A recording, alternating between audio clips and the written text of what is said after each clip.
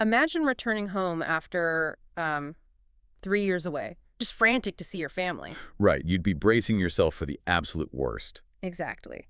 But then you finally arrive, and your town isn't just empty. I mean, it hasn't been burned. There are no bodies anywhere. Just completely silent. Yeah, and the heavy timber houses, they've been completely, like, methodically disassembled and carried away. Which is wild to think about. It really is. And the only clue to where everyone went is just a single word carved into a wooden post. Just one word. So, welcome to your custom deep dive.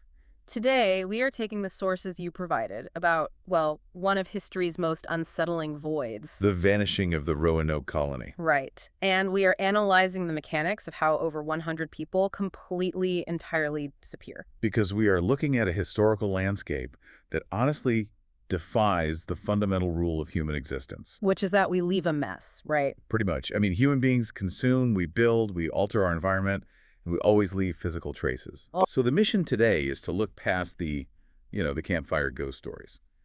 We want to examine the actual physical realities of 1590s Roanoke. Right. We have to figure out how an entire bustling community vanishes without leaving a single grave. Or, like, a definitive explanation. Because that contradiction is what makes your source material so compelling. Exactly. I mean, if this colony met a violent end, like disease, starvation, a massacre, you would find the horrific aftermath. You'd find mass graves, weapons, or at least human remains scattered around. Yeah, but if it was a peaceful, coordinated relocation, the trail wouldn't end with a vague single word. It just doesn't add up. It doesn't. So to understand the empty settlement, we have to look at the people who built it. And really the sheer audacity of putting them there in the first place. Oh, the audacity is absolutely the defining feature of the Roanoke mission. Right. I mean, long before Jamestown or Plymouth Rock, this group of English settlers was tasked with establishing the very first permanent English foothold in the New World. Which was a massive deal. It's huge. In 1587, they landed on Roanoke Island, which is off the treacherous coast of present-day North Carolina. Right. But unlike earlier expeditions that were purely military, basically resource extraction, smash and grabs. Yeah, just grabbing what they could. Exactly. This demographic was entirely different. We are talking about over 100 civilians here. Men, women, and children crossing the Atlantic to build new lives from scratch. Entire families. Yeah. Governor John White even brought his pregnant daughter, Eleanor Dare. Which is just, wow. I know. And she gave birth shortly after they arrived to a girl named Virginia Dare, who was the first English child born in the Americas. And bringing families was actually a deliberate strategy by the English crown. It was designed to force permanence. Okay, how so? Well, a soldier might abandon a failing fort to save himself, but a father is going to fight to the death to defend his child's home. Oh, wow. That is a brutal psychological anchor. It really is. But the reality of Roanoke Island was just unforgiving. They were dropped into dense, swampy forests. And facing immediate food shortages, right? Yeah, because they arrived too late in the season to plant successful crops. So they're starving right out of the gate. Exactly. And they were navigating incredibly complex, deteriorating relations with local indigenous tribes. Okay, let's unpack this for a second. Think about how helpless you feel when your cell service drops on a road trip. Oh, the worst panic. Right. Now imagine your only connection to the rest of humanity is a wooden ship that literally sails away and leaves you on a hostile beach. It's basically like trying to establish a permanent colony on Mars. Yes. But you realize in week 1 that your oxygen and food rations are already running out, and you're completely cut off. Just total isolation. I look at the leadership here, and I have to question the absolute arrogance of it. It was definitely arrogant. Bringing a heavily pregnant woman to an untested wilderness where you don't even know the local agricultural cycles, I mean, it borders on fatal negligence. Well, the environment was actively hostile to European methods of survival. They were essentially stranded on a sandbar with dwindling supplies. Just a terrible spot to be in. And trying to farm English crops in Carolina soil, which just does not work. Right. The extreme desperation of those first few weeks forced Governor White into a corner. He had to do something. Right. Before the ships that brought them even returned to England, the colonists essentially begged him to go back with the fleet. To be their advocate, basically. Exactly. To act as their personal advocate and secure massive reinforcements. So the leader of the colony leaves his daughter and newborn granddaughter behind. Yeah, he does. He sails back to England in late 1587, fully intending to turn right around with a fleet of supplies. Just a quick turnaround. Right, but the timeline in the sources completely derails here. He doesn't make it back for 3 years. 3 whole years. I have to call a timeout on this historical narrative. I mean, 3 years. It sounds impossible. Even with a massive war happening, it's wild to think that a governor couldn't secure a single ship to rescue over 100 people, including his own family. It sounds like a bureaucratic excuse, I know. Was this struggling colony just, like, not a high priority for the crown once the geopolitical reality shifted? Well, you have to examine the mechanics of the Spanish threat. In 1588, Queen Elizabeth's Privy Council issued an absolute stay of shipping. Meaning no one leaves. Exactly. This wasn't just a suggestion. It was a total wartime mobilization. Every single English vessel over a certain tonnage was legally commandeered. Even private ships. Including private merchant ships. Yeah. The Navy needed them to defend the English Channel from the Spanish Armada. Wow. So to take a ship across the Atlantic would have been considered outright treason. But his hands were tied? Well, White actually managed to hire 2 small, inadequate ships that sort of slipped through the cracks. Oh, really? Yeah, but they were attacked by French pirates almost immediately and forced back to port. Oh, that is devastating. So he is literally trapped on the island of Great Britain. Completely stuck. For 3 years, he is staring out at the ocean, doing the agonizing math in his head. Knowing they were running out of time. He knows exactly how much food they had when he left, and he knows that calendar ran out years ago. The psychological tension frames the entire mystery. The weight must have been unimaginable. It was. So when the war finally cooled down and White secured passage on a privateering fleet in 1590, he wasn't sailing back with optimism. He was probably terrified. He was a man bracing himself to walk into a graveyard. The sources detail his approach to Roanoke Island and the immediate, terrifying absence of sensory indicators. Right, because a functioning 16th century settlement of over 100 people is loud. And it smells. Yeah. There should be wood smoke constantly rising from cooking and forge fires. You'd smell it miles away. There should be the sound of axes, voices, livestock, just life. But as White's men rowed ashore, they sounded trumpets and sang familiar English folk songs, Trying to let them know they were friends. desperately trying to signal friendly intentions in case the colonists were hiding. But the only response was silence. Just an eerie silence. Yeah. And when they finally breached the settlement walls, they didn't find the graveyard White had been dreading. They found a complete void. This is the part of the source material that just stops you in your tracks. It's so unsettling. There are no bodies scattered around, no mass graves dug in a panic. No signs of a fight. Right, no burn marks on the palisade walls, no arrows embedded in the timber. I mean, a massacre leaves chaos. Always. But the physical state of the colony wasn't chaotic. It was orderly. The homes had been completely dismantled. Here's where it gets really interesting for me. The missing houses. Yes. If I come back and my house is meticulously unbolted and packed away, that tells me this wasn't a panic. Right, it wasn't a sudden raid. Exactly. That requires time, planning, and coordination. Let's look closely at the mechanics of 16th century English construction for a second. These settlers weren't pitching modern canvas tents.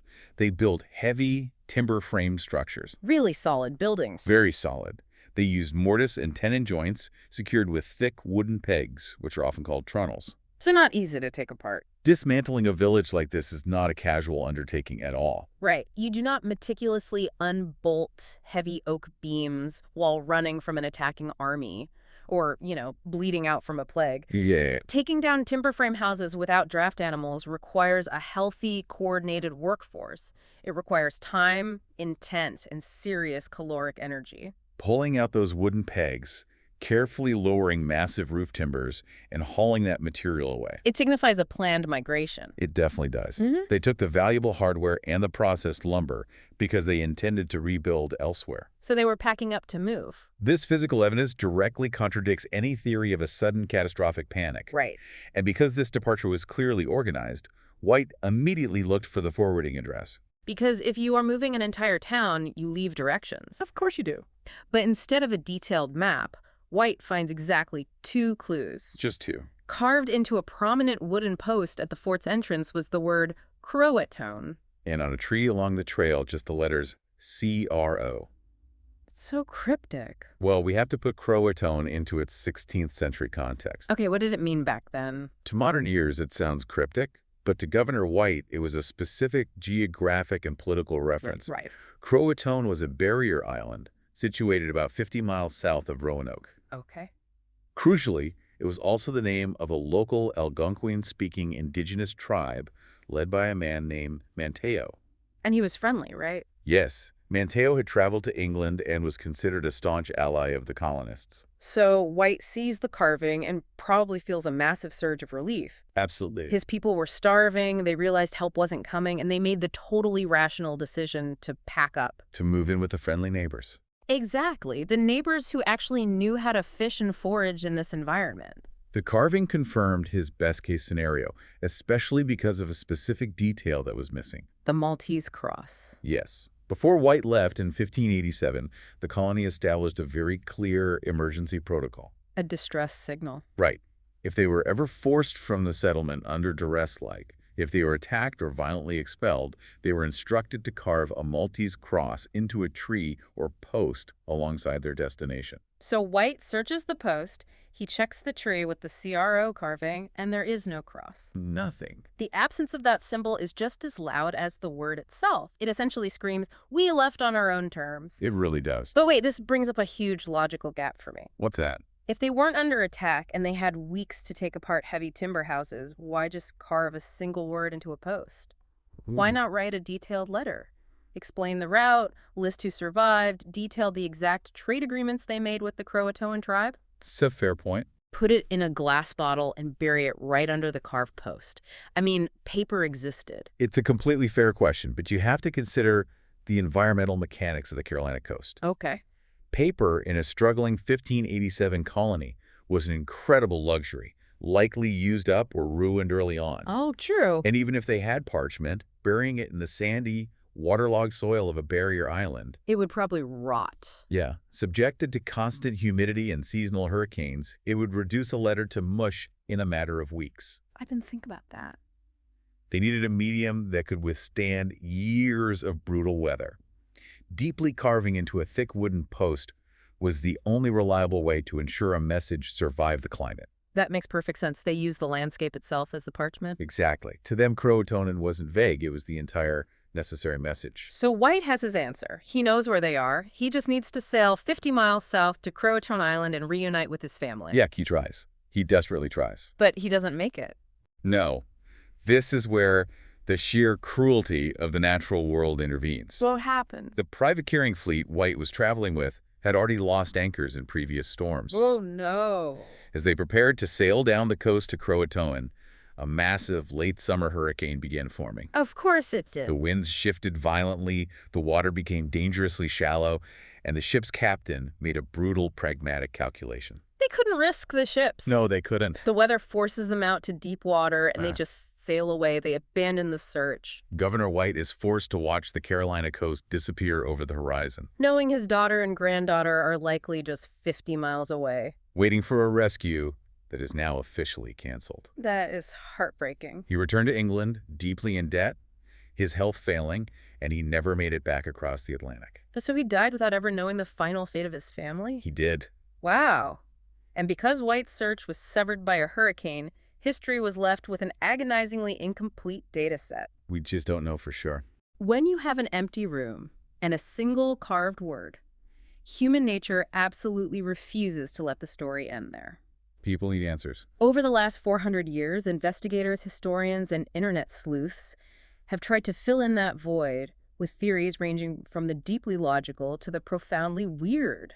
Oh, there are so many theories. And the sources categorize these well. We should evaluate them based on the physical mechanics we've discussed. Okay, let's start with the logical ones. The most scientifically and historically grounded theory is assimilation.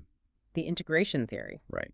It suggests that the 115 colonists facing starvation and exposure fractured into smaller groups and integrated with the Croatoan tribe and perhaps other inland Algonquin communities. If we connect this to the bigger picture, the integration theory makes the most sense. If you are starving, you go to the neighbors who actually know how to survive on this land. Exactly. But the logistics of that are fascinating. You can't just drop 115 starving Europeans into a delicate indigenous agricultural system without causing a massive famine for everyone. Precisely why historians believe they didn't stay together as one massive, burdensome block. They had to split up. They likely broke apart, offering their labor, their remaining European tools, and perhaps their skills in exchange for food and shelter. That makes total sense. Over generations, these English settlers simply became part of the Native American fabric. And the sources back this up with later historical accounts, don't they? They do, yeah. Decades later, when explorers like John Lawson traveled through North Carolina, they recorded encountering Native American tribes who possessed European agricultural techniques. And physical traits, too. Right, they had distinct European facial features and even had gray or blue eyes. A very strong indicator. They explicitly claimed their ancestors were white people who could read out of a book. It is compelling circumstantial evidence. The colonists didn't disappear. Their English identity disappeared. They traded their nationality for survival. Exactly.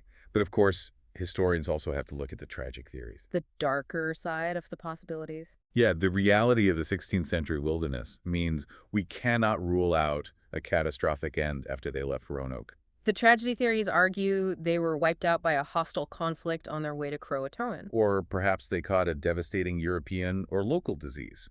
Or maybe they tried to sail back to England on a small pinnace they had left behind and simply drowned in the Atlantic. And the drowning theory actually accounts for the lack of physical evidence on land. Because there isn't any. Right.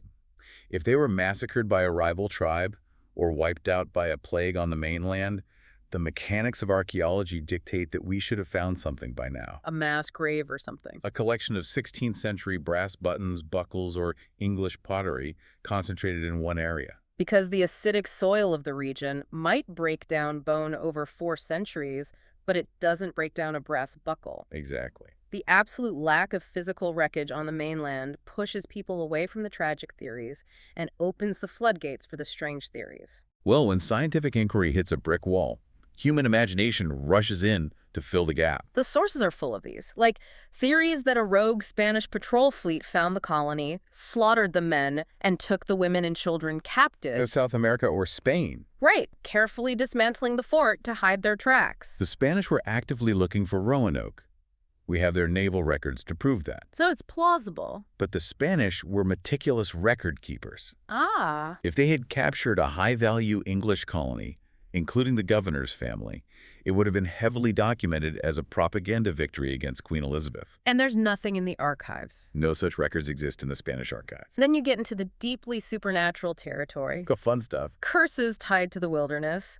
Theories that the word CROATOAN was the name of a local demon. Or claims that the entire landmass was a localized Bermuda Triangle. Yeah, and the colonists just slipped into another dimension. These supernatural theories aren't historically valuable, but they are psychologically fascinating. The supernatural or alternate dimension theories feel like a coping mechanism. That's a good way to put it. It's for people who are deeply uncomfortable with the idea that an ambitious colonial project ended with English citizens abandoning their empire to survive as Indigenous people. Well, the idea of an alternate dimension is somehow less terrifying to the modern mind than the reality that nature is utterly indifferent to human ambition. Nature doesn't care. Right. The wilderness can simply swallow over 100 people, and the earth will just keep spinning without offering an explanation. If we strip away the ghosts and the aliens, the assimilation theory stands as the only one that respects the physical evidence. It's the most logical. You dismantle your homes because you need the processed lumber for a new settlement.